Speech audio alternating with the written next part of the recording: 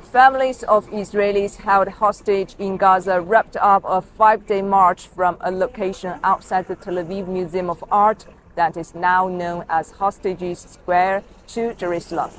Walking over a distance of 65 kilometers, they are among the protesters gathering here with the hope that the government can take actions to secure the release of the approximately 240 people abducted by Hamas on October the 7th.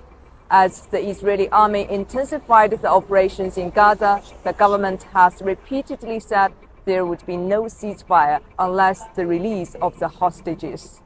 Al-Shifa medical complex in northern Gaza is still occupied by Israeli soldiers. The hospital's administration said the Israeli army ordered everyone, including doctors, patients, and displaced people, to evacuate the hospital. The Israeli army denied the statements by the hospital's administration and claimed they responded to a request by the hospital's director to open a safe route for those who wanted to leave, while the hospital's administration insisted that everyone were forced to leave at gunpoint. Israeli attacks on the Strip continued.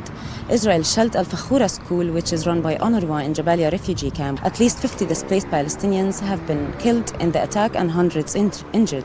Egyptian President Abdel Fattah al-Sisi and the President of the European Commission, Ursula von der Leyen, rejected on Saturday the displacement of the residents of the Gaza Strip, whether inside or outside the enclave, particularly to the Egyptian territories.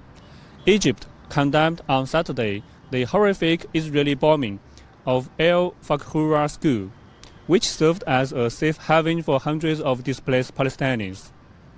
In a statement, the Egyptian Foreign Ministry said the attack is a new blatant violation to be added to the series of Israeli violations against civilians in the Gaza Strip. Also on Saturday, Egypt launched a humanitarian aid convoy to the Gaza Strip, consisting of more than 190 trucks.